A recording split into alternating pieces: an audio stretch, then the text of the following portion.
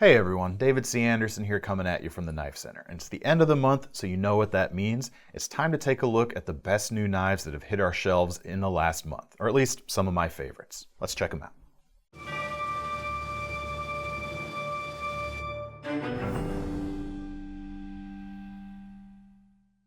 All right, we're going to start things with a new KnifeCenter exclusive. This is the new non-locking Artisan Cutlery RKO coming in right under $100 right now.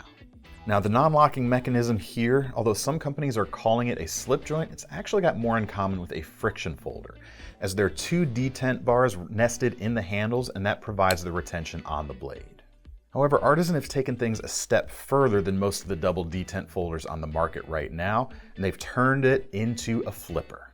Because of that, you get the fast deployment that's typically associated with a locking flipper, but then you can close it even faster too, just by placing your finger here, loading up the pressure just a little bit, and flicking it closed. It's definitely an addicting motion, but it doesn't take a ton of pressure to close the blade. It's tuned very well for the flipping, and then they've gone and done a couple of things extra to increase the safety of the design. Firstly, since your index finger is sitting right behind the flipper tab, your whole hand itself acts as sort of a rudimentary safety, since it's going to keep the blade from rotating fully if it does happen to disengage. For more positive security though, the attached lanyard does feature a small metal pin, and you can insert that into this hole right behind the blade itself, essentially wedging or locking the blade in place. When it's in there, you've got a good amount of strength, just like any other locking folder out there, and it even works in the closed position too, so that you can keep it from opening accidentally in a bag or a pocket. The execution of the design works great, and the materials are chosen very nicely on this version too, I must say. The orange and black G10 for the handles are rounded over just a bit so that it sits very comfortably in the hand, and it's a bit more of a subtle iteration of an orange and black G10. The black takes more of a center stage than the orange, and in a way it kind of looks like a stylized piece of desert ironwood. Meanwhile, the blade sits perfectly on the smaller side, just under 3 inches long, and it's got a really good shape for EDC. We've got a high flat grind that's going to cut well, and this very acute tip is going to make it great for piercing. Now the steel is a VG10 Damascus, which means it's not just a pretty face. You're going to get some pretty good performance too. Now you guys love these so much that I didn't even get a chance to buy one for myself before our first run sold through.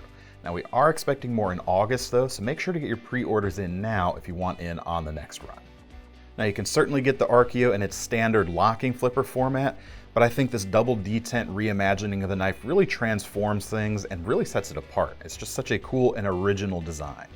It's non-locking unless you use that pin, it's fidget friendly too, and with that blade under 3 inches, all these things together mean it ticks a lot of boxes that are going to allow you to take it with you just about anywhere.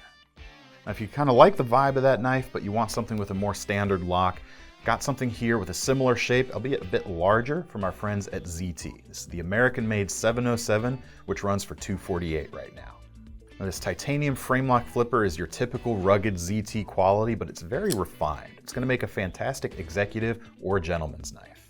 It's got the fancy looks and the narrow profile you want for that style of knife, and it also hides away when not in use thanks to this very subtle and very deep carry pocket clip, which is reversible for left or right carry. Fitted to the front is a fancy carbon fiber scale, and it features a small cutout that goes through both sides of the knife right behind the pivot, and it's starting to become something of a ZT signature. Now what sets this knife apart though is this. The detent for the flipper is actually nested into the carbon fiber side rather than on the lock bar itself as is typical. Now as far as I know, this is a first on a production knife. Now let me know if I'm forgetting something down in the comments, of course. But because of that feature, unlike pretty much any other frame lock out there, when you go to open it, you can actually be squeezing on the lock bar when you go to deploy, and it's not going to affect the action at all. Even with a lot of pressure on that lock bar, it still flips out quickly and smoothly on the KVT bearings in the pivot. That blade itself is long and narrow, about 3.5 inches, and it features a premium CPM 20 CV steel with a nice stone-washed finish. I've long said stonewashing is great for a hard-working blade as your scratches from use are going to blend in, but I've also always thought it looked great juxtaposed with carbon fiber, so it's a really nice pairing on this fancier knife too. The blade stock is fairly thin with a full flat grind, so it's ready to slice, and again with a long narrow profile like that, it's going to be a great piercing knife as well. It looks great, it's going to perform nicely, and with it, ZT is showing that they're still looking for ways to push the envelope on design rather than just resting on their past achievements. Now, in more great flipper news, we've got the new Malibu, which is one of the rare non-automatics from Protec, a button lock design made in America for just under $190. It's got smart aesthetics with a black aluminum handle paired to a 3.3-inch blade made of stone-washed 20CV and a deep carry clip for pocket carry. Really a similar story to the ZT we just looked at, actually. The flipping action is great. It actually defied my expectations when I got it in hand. It's hard to make a button lock flipper feel crisp and silky smooth, but Protec really knocked things out of the park. The blade is a good length too. It features a high flat grind, and with its Wharncliffe profile, it's going to be ready to work very hard. I also like the understated nature of the handles. They just work. And I think once it picks up some wear and tear from pocket carry, it's going to look even better. For its effective design, reasonable price, perfect execution, and being a Protec that most of us can actually carry without worrying about it, this knife has definitely earned its place on this list. All right, let's take a look at a couple of pocket cleavers now. And the first is the newest version of the Gerber flat iron, ringing up at the $50 mark. And for those of you who, like me, who weren't really moved by the original, this one is definitely aimed at changing your perceptions. The first and most obvious upgrade is the micarta handles with kind of a denim look. It gives them more of a rugged vibe, and that notion carries through to the blade too, which has now been upgraded to hard-working D2 tool steel for much improved edge retention. Some other upgrades are more subtle, but namely an enlarged and repositioned blade cutout for easier opening and a patent-pending pinch plate on the back. They were looking to solve some of the same issues as the ZT from earlier, that of gripping the lock bar too tightly when opening the blade, and then the pinch plate also works as an over-travel stop as well to keep you from pushing the lock bar out too far when you're unlocking it. With improvements made in virtually every nook and cranny, this flat iron is a convincing option for a tough work knife that should be just as home on a tool belt as it would be in your pockets as an EDC. Now, if you'd rather have your pocket cleaver with a flipper, we're also recognizing the new Savi V Bullmastiff this month, also sitting right under $50 just like the Gerber. This knife follows a real familiar formula that we've gotten used to from Savi. It's a ball-bearing flipper, and the quality is top-notch thanks to the heritage of their more expensive sister brand, We Knife Company. We also get a liner lock underneath G10 handle scales, which are available in a selection of colors, rounded out with a reversible deep carry pocket clip. Now, riding on this strong foundation is this very distinctive cleaver blade shape featuring a stone-washed finish, and they switch things up a little bit by offering 9CR 18 MOV steel rather than their regular D2. This should give you performance roughly similar to 440C, and of course you've got more stain resistance than D2, and it's executed very nicely here with a full flat grind and a very thin edge for efficient cutting. Now, I especially like the fullers on each side of the blade. Not only do they visually break up the very broad palette of the blade, but they also work as a thumb opener if you want to open the blade more deliberately. This is going to be another hard worker and a great shape for modders out there too. We're already starting to see folks using this blade as a blank canvas for some new blade shapes they want to create, and I can't wait to see more. Now for a really hard working folder, we've got to talk about the newly released AD20 from Andrew Demko, on which he debuted his brand new patented shark lock, which is a spine-mounted ambidextrous mechanism that I'm very excited about. Now, while it may look just like a regular flipper tab, the bit that's sticking out from the spine is actually the lock release itself. You pull back to unlock the blade and then close it as you would any other knife. Although if you do use a little bit of wrist action, you can even hold that lock bar back and flick the blade open or closed quite nicely. Although it's brand new to the market, we're being told that the strength of this lock is going to be very high while still being very easy to use. And in one of my favorite parts, you can operate it while keeping your fingers completely out of the path of the blade for a high degree of safety. Now, initially available with a drop point or clip point 20CV blade and a G10 handle, our first batch did go very quickly. As they're custom made though, the sky's the limit in terms of the materials, and we're going to be getting more soon. Now, for a bulldog of a work knife you can get right now, we've debuted a new LT Wright fixed blade this month, the General Purpose GP Medium. Handcrafted in Ohio, these start at a very reasonable $139. And what we get with this design is a roomy handle that's been shaped by hand to remove any hot spots, and it's secured to the tang with marine grade epoxy in addition to a 4-pin layout and an extra large lanyard hole. This particular one features micarta, Python micarta in fact, gives it a real distinctive look, and micarta is a great material for a heavy duty knife. It's finished to a matte texture for grip, and of course, being micarta, it's going to feel even grippier when things get wet or sweaty. Now the blade of this bad boy is a sturdy 1/8 inch thick, and it measures approximately 3 1/8 inches long. It features AEBL steel so that you're going to get stainlessness without giving up toughness, and it comes with that LTWK standard crisp spine so that you can use it as a scraper or a striker for a fire steel. And that broad drop point blade, especially paired as it is with the full-sized handle, is going to be just at home at camp or when hunting as it would be at a construction site, doing yard work, or pretty much any difficult chore out there. With the included JRE Industries leather sheath and a lifetime warranty, this knife is ready for a lifetime of action.